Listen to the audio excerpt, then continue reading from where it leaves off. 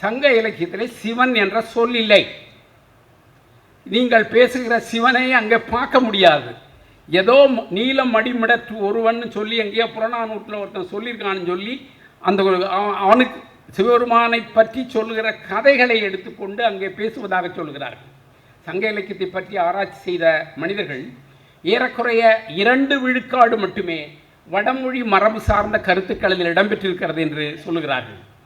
அந்த சங்க இலக்கிய பிரதிகளை தொகுத்த வரலாற்றிற்குள்ளிருந்தும் வேறு மரபிலிருந்தும் அது எப்படி உள்ளே வந்தது என்பதை பார்க்கலாம். அது பற்றியான நிறைய விஷயங்களை சொல்ல முடியும். அந்த ஏடு எழுதுகிறவர்கள் தங்களுக்கு தெரிந்தவற்றை அந்த பிரதிகளோடு சேர்த்து எழுதுவது என்பது மரபு. அது தொகுத்த காலத்தில்தான் இந்த பாயிரங்கள் என்பவையும் கடவுள் வாழ்த்து என்பவையும் அந்த மூல பிரதியில் இல்லாதவற்றையெல்லாம் எழுதி தொலைத்தார்கள். அந்த அந்த அந்த படி எடுக்கிறவர்களுக்கு வேற அவன் என்ன முட்டாளா? தானும் அதை படி எடுக்கிற பொழுது தனக்கு தெரிந்த தமது சமகாலத்து விஷயங்களையும் அவன் பதிவு செய்ய வேண்டும். அவன் சமகாலத்து பதிவாக இருப்பது அவன் வழிபடுகிற கடவுள் சடங்கு இந்த மாதிரி விஷயங்கள். இது எல்லாம் சங்க இலக்கிய பாடல்களுக்கெல்லாம் கடவுள் வாழ்த்து எழுதி தள்ளினான். அது மாதிரி சிறப்பு பாயிரம் என்று தள்ளினான்.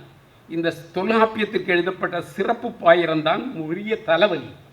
அந்த சிறப்பு பாயிரத்தில் முனைவன் கண்டது முதல் நூல் என்று சொல்லப்போக பின்னாடி வரக்கூடிய சைவ மரபை சார்ந்தவர்கள் இதில் இந்த இந்த இந்த பண்பாட்டு போராட்டத்தில் அகத்தியர் என்ற இந்த பொருண்மையில் மிகப்பெரிய என்ன சொல்கிறது வேலைகளை செய்த பெருமக்கள் இந்த சைவர்கள். இந்த சைவ கோஷி இருக்காங்களே, இவங்கள் என்ன பண்ணி தொலைஞ்சாங்கன்னு சொன்னால் அது இறையனார் கலவியல் உரை என்ற ஒரு டெக்ஸ்ட் எழுதுகிறான். அந்த டெக்ஸ்ட் எதுக்கு எழுதுனான்னு தெரியுமா? அவைதீகத்தில் இருக்கக்கூடிய சங்கம் எங்களுக்கு இல்லை என்ன சொல்கிறீங்க, எங்களுக்கு பெரிய சங்கம் இருக்குது, எங்களுக்கு 3 சங்கம் இருக்குது, இந்த முதல் 2 சங்கத்தில் அகத்தியன் இருந்தான்னு எழுதி வச்சான். இந்த சங்கமே ஒன்றுமில்லை, இந்த சங்கத்துக்குள்ளே அகத்தியன் இருந்தான்னு எழுத தொடங்கிறான். இந்த சங்கத்துக்குள்ளேருந்து வரக்கூடிய மரபுகளில் அடுத்தடுத்து 8ஆம் நூற்றாண்டு இந்த பார்ப்பனிய வேத மரபுகளின் செல்வாக்கு உச்சம் பெற்ற காலத்தில்தான் அகத்தியன் உள்ளே புந்து விடுகிறான். அந்த அகத்தியன் தேவைப்படுகிறான். அதில் ரொம்ப முக்கியமான விஷயம், இந்த தொல்காப்பிய சிறப்பு பாயிரத்திலே அவர் முனைவன் கண்டது முதல் நூல் அப்படின்னு சொன்னால் முதல் நூல்னு ஆராய்ச்சி பண்ண ஆரம்பிக்கிறானுங்க. இவனுக்கு ரொம்ப பெரிய சங்கடமாக இருக்குது. அந்த முதல் நூல்னு எதுன்னு கண்டா அது அகத்தியம்டான்னு விடுறான் ரீதி. அந்த என்மனார் என்று பாலகிருஷ்ணன் சார் சொன்னதை போல தொல்காப்பிய நூற்பாக்களில் தனக்கு முன்னிருந்த மரபுகளை சொல்லுகிற மரபு அவருக்கு உண்டு. அதை போலத்தான் இந்த வரியையும் கணக்கில் எடுத்துக்க வேண்டும். ஆனால் அந்த வரிகள் அவர் எழுதியதில்லை. அது சிறப்பு பாயிரம் எழுதின வரி. அந்த வரியில் இருக்க முனைவர் அப்படிங்கிற முதல் நூல் அப்படின்பது அகத்தியம். அந்த அகத்தியத்தினுடைய மாணவராக தொல்காப்பியர் வந்தார். இந்த தொல்காப்பியம் சார்ந்த இந்த விஷயங்கள் வந்தது என்பதை ஒரு 9ஆம் நூற்றாண்டு தொடங்கி 15-16ஆம் நூற்றாண்டு வரை வந்த அந்த சைவ மரபை சார்ந்தவர்கள் கட்டமைக்கப்பட்ட ஒரு கேவலமான ஒரு பொய் தான் அகத்தியர். அதில் மிகப்பெரிய பங்கெடுப்பு செய்தவர்கள் யார் என்று சொன்னால் இந்த உரையாசிரியர்கள். இந்த உரையாசிரியர்களில் இந்த நச்சினார்க்கினியன் ஒரு பச்சையான சமஸ்கிருத மரபை தூக்கி பிடிக்கக்கூடிய ஒரு சேனாவரையன் இன்னொருத்தன். இந்த 2 பேருமே அவங்க 2 பேருமே சமஸ்கிருதம் தமிழ் இரண்டிலும் மிகப்பெரிய அறிஞர்கள். அதில் 2 கருத்து இல்லை. ஆனால் தமிழ் சார்ந்த மரபுக்குள்ளே அவன் சைவம் சார்ந்து இருந்ததனால் சைவ மரபை நான் முன்னெடுக்க வேண்டும். அது தொல்காப்பியன் என்று சொன்னால் அவங்களுக்கு பெரிய சிக்கல். என்ன ஒரு பெரிய சிக்கல் தெரியுங்களா அவங்களுக்கு? பின்னாடி 17ஆம் நூற்றாண்டில் இலக்கண கொத்துன்னு ஒரு சுவாமிநாத தேசியர்னு ஒரு ஆள் எழுதினான். அந்த ஆள் எழுதியிருக்கிற விவரத்தை பார்த்தீங்கன்னா அது ஆறுமுக நாவலில் பதிப்பிச்சு வச்சுருக்காரு. அதில் நம்முடைய பக்தி இலக்கிய நூல்களான பட்டினத்தார் பாடலையும் பெரிய புராணத்தையும் தேவாரத்தையும் திருவாசகத்தையும் படிக்காமல் இந்த பயல்களெல்லாம் சிலப்பதிகாரத்தையும் மணிமேகலையும் தொல்காப்பியத்தையும் படிக்கிறானுங்க. இது எப்படிப்பட்டதுன்னா பார்க்கடலில் இருக்கக்கூடிய ஒரு மீன் அந்த பாலை குடிக்காமல் வேறு என்னத்தையே குடிக்கிறதுன்னு எழுதுனா ஒரு சைவன். அப்போது நீங்கள் புரிந்து கொள்ளலாம், இந்த தொல்காப்பியம் என்ற பிரதியை சைவன் ஏற்றுக்கொள்ள முடியல. அப்போ இந்த சைவம் ஏற்றுக்கொள்ள முடியலைன்னா அதுக்கு தொல்காப்பியத்துக்கு முன்னாடியே எங்கள் சைவம் இருந்தது, அதுதாண்டா அகத்தியன் கட்ட ஆரம்பித்தான். அந்த கட்டுதல் என்பது அவங்களுடைய தேவார திருவாசகம் மூவர் பாடலையும் சரி, இப்படி பின்னாடி வந்த இந்த உரையாசிரியர்களிலும் சரி, அதற்கு பிறகு இந்த சமஸ்கிருத மரபை உள்வாங்கி தமிழில் எழுதப்பட்ட இலக்கண நூல்கள் அதிகம். தமிழில் ஒரு 30 இலக்கண நூல்கள் இருக்குன்னா ஏறக்குறைய அதில் 20 இலக்கண நூலுக்கு மேலே சமஸ்கிருதத்தை வச்சு எழுதுவோம் தான். எல்லாமே இந்த இலக்கண கொத்து பேர்வழிகள் தான். முத்துவீரியம் இப்படி இருக்கக்கூடிய எல்லாமே அன்றைக்கு வடமொழி தென்மொழி என்று ஒன்று இல்லை, எல்லாம் வடமொழியிலிருந்து உருவானதுதான் என்று எழுதின பேர்வழிகளுங்க. அது அன்னைக்கு சமஸ்கிருதங்கிற மொழியிலிருந்து தான் தமிழ் வந்தது என்று எழுதினவங்க. இப்படி எழுதின கூட்டத்திற்கு பயன்பட்டவன் தான் அகஸ்தியன். அப்போ இந்த அகஸ்தியன் என்பவனை அவர்கள் கட்டமைக்கிற பொழுது இந்த தொல்காப்பியத்துக்கு எதிராக கட்டமைப்பது, தமிழ் இலக்கண மரபுக்கு எதிராக கட்டமைப்பது, தமிழ் அறிவு பாரம்பரிய மரபுக்கு எதிராக ஒரு சைவ மரபு சார்ந்து கொண்டு வருவது, இதுதான் அகத்தியன். இந்த வேலையை 9ஆம் நூற்றாண்டிலிருந்து 18ஆம் நூற்றாண்டு வரை மிகச்சிறப்பாக செய்துவிட்டார்கள். கொஞ்சம் நஞ்சம் இல்லை. இப்போ இந்த பீரியடில் எழுதப்பட்ட புராணங்கள் எல்லாவற்றிலும் அகஸ்தியன் பூந்தான். அது சிவபெருமான் தொடர்பான திருவிளையாடற் புராணம். 2 திருவிளையாடற் புராணம் தமிழில் இருக்குது. அது 2லையும் விட்டு ஏறு அகஸ்தியன் தான் எல்லாம். அவன் சார்ந்த விஷயங்கள் தான் எல்லாம். பன்னிரு படலம் இப்படியான சில இலக்கண புறப்பொருள் வெண்பாமாலை இப்படியான இலக்கண நூல்கள் எல்லாம் இருக்குது. இந்த இலக்கண நூல்கள் அந்த பன்னிரு படலங்கிறதுல 12 பேர் எழுதுனா, அந்த 12 பேர் அகஸ்தியருடைய மாணவர்கள் தான். அவங்க தான் இதை எழுதி வச்சான்னு போட்டு விட்டான். புறப்பொருள் வெண்பாமாலையை கோட் பண்ணி பேசுகிற நச்சினார்க்கினியன் அதில் வர்றவர் தான் அகஸ்தியருங்கிற ஒரு முக்கியமானவர் என்று பேசுகிறாங்க. இதில் பிரச்சனை என்னன்னா, ஒரு 9ஆம் நூற்றாண்டில் நமக்குள் வந்த வைதீக மரபின் எதிர் மரபான வைதீக பார்ப்பனிய வேத மரபு என்பது நம்முடைய தொல் இலக்கணத்தையும் தொல் இலக்கியங்களையும் நம்முடைய இந்த தன்மைகளையும் எதிர்த்து சைவ பிரிவில் இருந்த பெரும்பான்மையானவர்கள் நடத்திய போரின் குறியீடு தான் அகஸ்தியன் என்று நான் பார்க்கிறேன். அந்த குறியீடு மிக மிக மோசமாக எவ்வளவு முடியுமோ அவ்வளவு வந்தது. இரண்டாவது, இந்த பெயர்களை பயன்படுத்துவதில் ஒரு அறிவியல் பூர்வமான உண்மை உண்டு. தமிழில் ஒரு 6 ஔவை உண்டு. தமிழில் 9ஆம் நூற்றாண்டிலிருந்து 18ஆம் நூற்று வரை புகழேந்தி புலவன் உண்டு. தமிழில் ஒரு 27 அகத்தியன் இருக்கிறதாக இந்த துடிசைக்கிடார் சிதம்பரனார் என்கிற ஒரு பெரியவர் எழுதியிருக்கிறாரு. இதெல்லாம் எப்படி இருக்க முடியும்? அப்புறம் இந்த அகத்தியனார் பற்றிய நூல்கள் எண்ணிக்கை நம்முடைய பாலகிருஷ்ணன் சொன்னது மாதிரி 3800. அதில் பெரும்பகுதியானது எதுன்னு பார்த்தா அவர் சொன்ன லிஸ்ட்லேயே சைவம். ஆக அகத்தியம் என்பதற்கும் சைவம் என்பதற்குமான இந்த உறவு, இந்த விஷயங்கள் என்பவை நமக்கு ஒரு 1000 ஆண்டுகளாக நமது பண்பாட்டு தளத்தில் மிகப்பெரிய மோசடியை செய்துவிட்டது. அதற்கு முன்பு ஒரு 500-600 ஆண்டுகளாக அது கொஞ்சம் கொஞ்சமாக இருந்தது, பெரிய அளவிற்கு இல்லை. அதற்கு முன்பு நம்முடைய செவிலிக்க மரபில் இல்லை, முழுமையாக இல்லை. ஆமாம், ஒன்றுமே இல்லாததை கொஞ்சம் உள்ளுக்கு கொண்டு வர்றான், பிறகு முழுமையாக சாத்தி அடிச்சு விட்டானுங்க. உங்களுக்கு தெரியுமோ தெரியாதோ, 9ஆம் நூற்றாண்டிலிருந்து 19ஆம் நூற்றாண்டு வரை தமிழில் உருவாகிய இலக்கியங்கள் இலக்கணங்கள் இதெல்லாம் நாம் பெரியார் பாணியில் சொல்ல வேண்டும் என்று சொன்னால் அவற்றையெல்லாம் வைத்து கொளுத்து ஒன்று போவாது. அதில் இருக்கிற எதுவுமே புராணம்தான். உன்னுடைய மொழி சாதி, உன்னுடைய இலக்கியம் சாதி, நீ பேசுகிற விஷயம் எல்லாம் சாதிதான்னு சொல்லி ரொம்ப அழகாக சொன்னார் பாருங்க. அது எல்லாம் இதுக்கு சாத்தியம். இப்படி சாத்தியப்பட்டுக்குள்ளதான் இந்த அகத்தியன் உள்ளே நுழைகிறான். அப்படி நுழைந்த அகத்தியனும் அது சார்ந்த விஷயங்களும் 19ஆம் நூற்றாண்டில் மறுபரிசீலனைக்கு உள்ளாக்கப்படுகிறார்கள். இந்த 19ஆம் நூற்றாண்டு மறுபரிசீலனையில் குறிப்பாக சைவர்களும் தங்களுடைய கருத்து நிலைகளை மாற்றுகிறார்கள். அந்த சிவஞான தேசிகர் அந்த இலக்கண கொத்து எழுதின அதே சைவ மரபில் தான் வந்த நம்முடைய மனோன்மணியம் சுந்தரம் பிள்ளை போன்றவர்கள், மறைமலடிகள் போன்றவர்கள், இந்த சைவ பெருமன்றம் போன்ற அமைப்பை உருவாக்கியவர்கள். இவர்கள் எல்லாம் அந்த பழைய மரபை பின்பற்றாமல் புதிதாக நம்முடைய திருக்குறளையும் சங்க இலக்கியத்தையும் போற்றத் தொடங்கினார்கள், வெளியிடத் தொடங்கினார்கள். அந்த மரபு திராவிட இயக்க மரபோடு இணைந்தது. அதை நீங்கள் பிற்கால திராவிட மரபும் சைவ மரபும் எப்படி இணைந்தது என்பதற்கான வரலாறுகளை எல்லாம் மறைமலடிகளை படிக்கிற பொழுது நாம் தெரிந்து கொள்ளலாம். அப்பொழுதுதான் இந்த அகத்திய புரட்டை கண்டுபிடிக்கிறார்கள், பேசத் தொடங்குகிறார்கள். அதனுடைய தொடர்ச்சியாகத்தான் தந்தை பெரியார் அவருடைய நமச்சிவாய முதலியாருடைய அந்த அகத்திய புரட்டை எழுதி வெளியிடத் தொடங்குகிறார். இந்த புரட்டு, இந்த விஷயங்கள் நம்முடைய வரலாற்றில் தொடர்ச்சியாக தமிழ் ஊழியில் முதல் ஊழியில் இல்லை, 2 வந்தது, 3ஆம் ஊழியில் முழுக்க தாக்கம் செலுத்தியது, 4ஆம் ஊழியில் நாம் எதிர்த்து போராடுகிறோம். இந்த எதிர்த்து போராடுகிற மரபு என்பது இன்றைக்கு வந்திருக்கிறதனுடைய வெளிப்பாடு தான் இந்த கூட்டம். நம்முடைய வரலாற்றில் இந்த இந்தியா என்று இன்றைக்கு சொல்லப்படுகிற இந்த நிலப்பகுதியில் நமக்கு ஒரு பெரிய சிக்கல் என்னவென்று சொன்னால், நம்முடைய தமிழ் மொழி என்பது ஏறக்குறைய ஒரு மிக பழைய மொழி என்பதில் இரண்டு கருத்தும் இல்லை. இன்றைக்கு கிடைக்கக்கூடிய பல்வேறு ஆய்வுகள் எல்லாவற்றிலும் கூட நம்முடைய எதிரிகளாக இருப்பவர்கள் கூட தமிழ் ரொம்ப பழைய மொழி என்று சொல்லி தான் ஓட்டு கேட்க வேண்டியிருக்கிறார்கள்.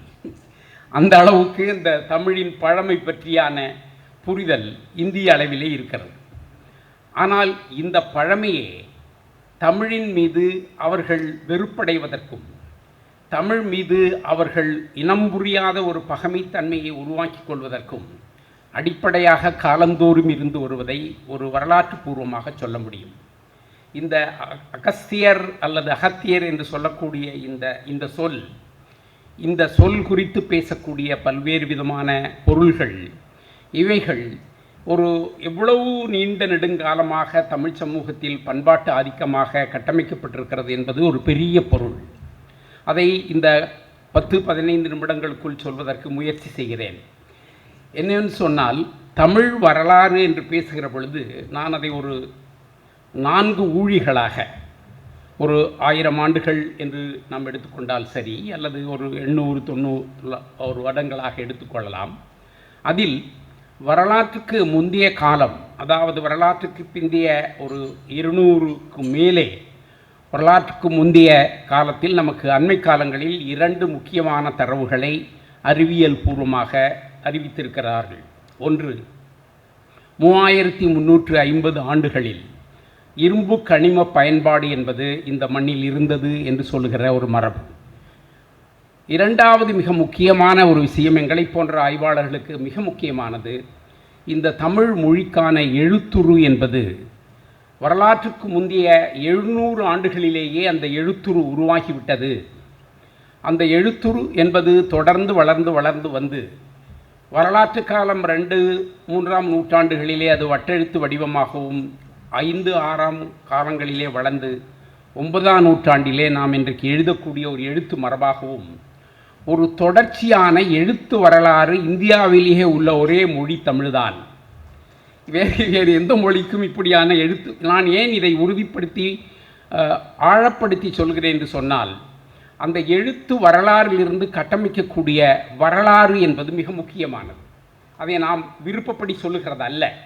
நமக்கு கிடைக்கிற தமிழ் கல்வெட்டுக்களில் இருந்து தொடர்ச்சியாக வரக்கூடிய எல்லா கல்வெட்டுகளும், இந்த கல்வெட்டுக்களில் பேசக்கூடிய செய்திகள் நம்முடைய தொல் இலக்கியம் என்று சொல்லக்கூடிய செவ்விலக்கியங்களில் சொல்லப்பட்டிருக்கிற செய்திகளையும் இணைக்கிற பொழுது நமக்கு ஒரு மிக ஆதாரபூர்வமான வரலாறு கிடைக்கிறது. இது முக்கியம். அதாவது அண்மை காலங்களில் நிகழ்த்தப்பட்ட இந்த தொல்பொருள் ஆய்வுகளின் வழியாக அண்மையில் என்ன நடந்து கொண்டிருக்கிறது என்று சொன்னால், நம்முடைய முதலமைச்சர் சொன்னதைப் போல இந்திய வரலாறை தெற்கிலிருந்து எழுத வேண்டும் என்பதை கல்வியாளர்களும் பேசத் தொடங்கியிருக்கிறார்கள்.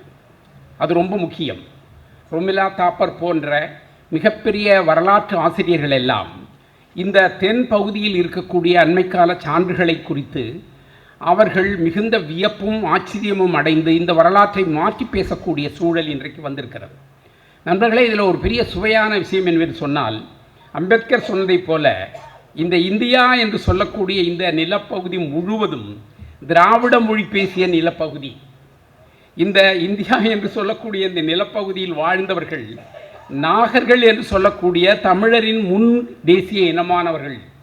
எனவே இந்த இந்தியா என்று நீங்கள் பேசக்கூடிய இந்த எல்லா நிலப்பகுதிக்கும் சொந்தக்காரர்கள் இன்றைக்கு தமிழ் பேசக்கூடியனுடைய முன்னோர்களாக இருக்கக்கூடிய திராவிடர்கள் என்ற ஒரு கருத்தாக்கம் என்பது பல்வேறு அறிஞர்களாலும் முன்னெடுக்கப்படுகிறது.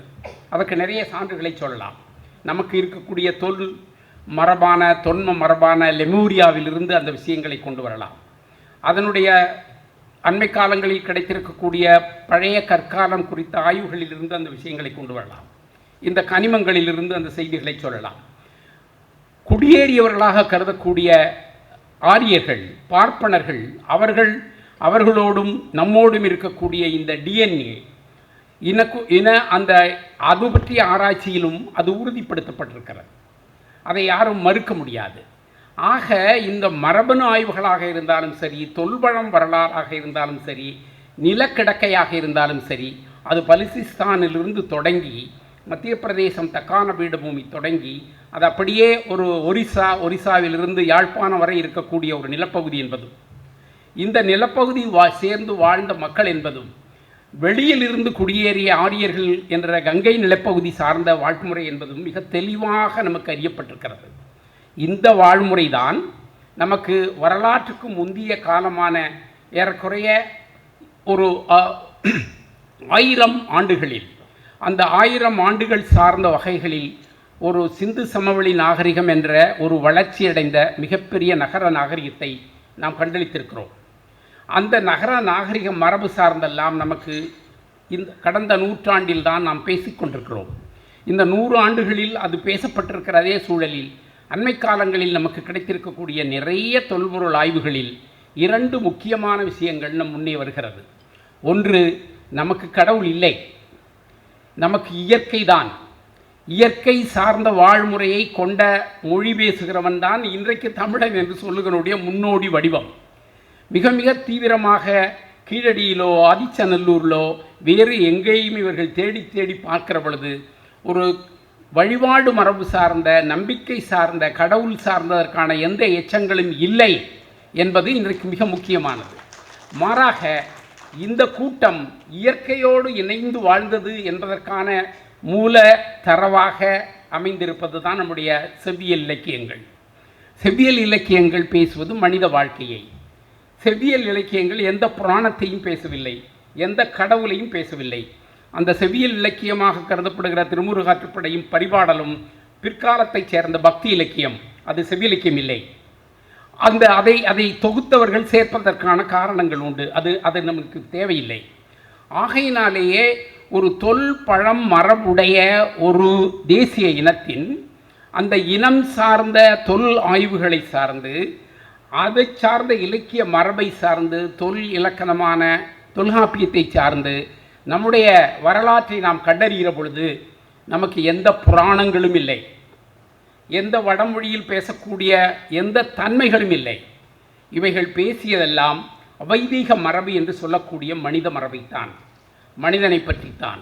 வரலாற்றுக்கு முந்தைய காலமான ஒரு 400 வாக்கில் புத்தன் இதே வேலையை செய்தான்.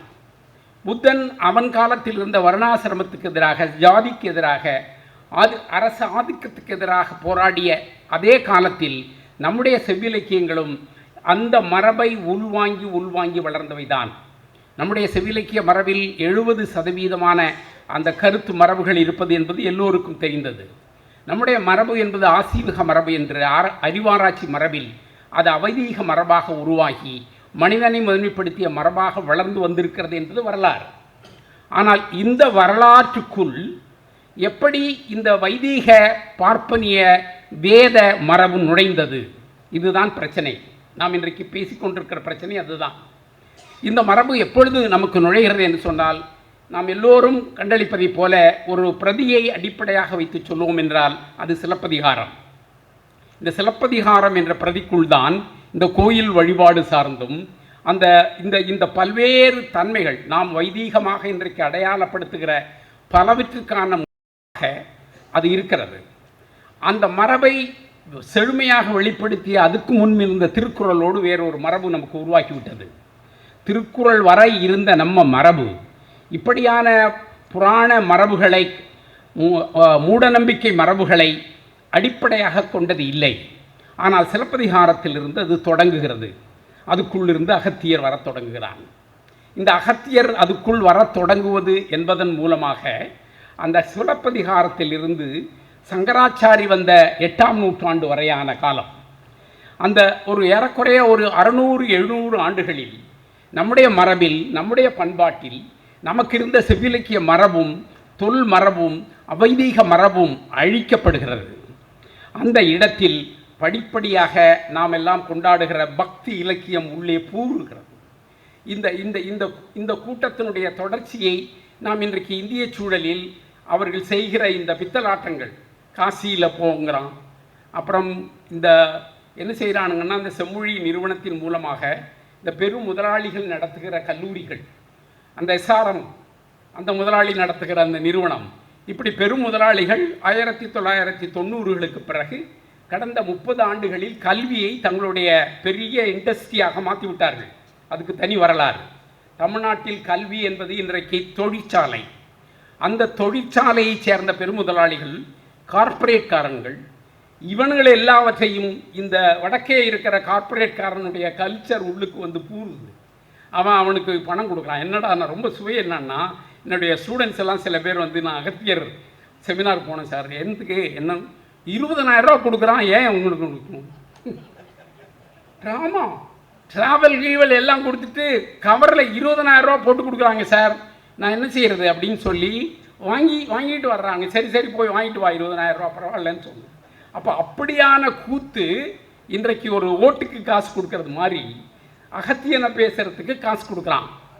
அப்படியான ஒரு நெருக்கடி இன்றைக்கு உருவாகிவிட்டது. இந்த பிரச்சாரத்தை, இந்த பரப்புரையை நாம் தொடர்ச்சியாக மேலெடுக்க வேண்டும் என்று சொல்லி கேட்டு முடிக்கிறேன். நன்றி, வணக்கம். மொத்தம் 10 உபநிடதங்கள் உண்டு. அதுதான் மூல உபநிடதங்கள். அந்த 10மே அடிகளார், மறைமுறை அடிகளார் சொல்வார், திராவிட அரசர்கள் இயற்றியது என்பார். அந்த 10ம் தமிழர்கள் பங்களிப்பு என்பதில் வடபுலத்திலும் கருத்தொற்றுமை இருக்கின்றது. ஆனால் அந்த 10 உபநிடதங்கள் என்ன ஆயின? 108 உபநிடதங்களாக யானைக்காலை போல் வீங்கிவிட்டன. இந்த 98 எங்கே இருந்து வந்தது? இந்த மோசடிக்கு ஒரு எடுத்துக்காட்டு, அக்பர் பாதுஷா காலத்தில் அல்லாஹ் மேலே ஒருத்தர் உபனிஷத்து எழுதுகிறார். ஓம் அஸ்மல்லம் இல்லா மித்ரா வர்ணோ திவ்யனத்த இல்லில்லா வர்ணே ராஜவனத்த ஹபாமித்ரோ இல்லம் இல்லல்லாது இல்லல்லாம் குணோ மித்ரா தேசம் ஹோதாரமிந்தரே மகசூரிந்தரே அல்லே ஜாஸ்தம் சிராஸ்தம் பிரமம் பூர்ணம் பிரம்மாண்டமெல்லாம் அல்லாஹ் பற்றி அல்லாஹ் உபனிஷத். அக்பர் பாதுஷாவை அவரை கொஞ்சம் கவர்வதற்காக, அவருடைய சலுகை பெறுவதற்காக இப்படியெல்லாம் புரட்டுக்கள் வரலாற்றிலே நிறைய நடந்திருக்கின்றன. அந்த புரட்டுக்களை பற்றியெல்லாம் சொல்வதற்கு நேரம் போதாது. அந்த புரட்டுக்களை விடுத்துவிட்டு அகத்தியர் என்ற அந்த படிவம் அல்லது ஆளுமைக்கு வரலாம். ஐயா அவர்கள் மிகச் சிறப்பாக சொன்னார்கள், பாலகிருஷ்ணன் 389 நூல்கள் என்று. அந்த 380 நூல்களுக்கும் அந்த அகத்தியர் ஒரு ஆளுமை அல்ல, ஒரு அக்மார்க் முத்திரை. அவரோ புத்தகம் எழுதி அந்த அக்மார்க் முத்திரையை குத்தி விட்டார்கள். அதை விட்டு விடலாம். 3 அகத்தியர்களை நாம் இந்த வரலாற்றில் பார்க்க முடியும். வேதகால அகத்தியர், மூவர் தேவாரத்தில் சுட்டப்பெறுகின்ற தமிழ்நாட்டுக்கு வந்த அகத்தியர், இந்தோனேஷிய தீவு தொகுதிகளில் கோலோச்சி வாழ்ந்த அகத்தியர். இந்த 3 அகத்தியர், இந்த 3 பேருக்குமே தமிழுக்கும் கிஞ்சித்தும் தொடர்பு கிடையாது. தமிழுக்கும் தொடர்பு கிடையாது. அவர் என்ன செய்தார்கள்? வேதகால அகத்தியர், அவரை பற்றி தான் இவர் நம்முடைய கம்பர் சொல்கிறாரு, நின்றவனை வந்த நடியோ நடி பணிந்தான் நன்றவனை மண்போடு தழி எழுத கண்ணால் நன்று வர வென்று பல நல்லுரை மகன்தான் என்று முள்ள தெரிந்தவள் இயம்பி இசை கொண்டார். என்று முள்ள தெரிந்தவள் இயம்பி இசை கொண்டான். என்ன உரை எழுதுறாரு உரைகாரரு?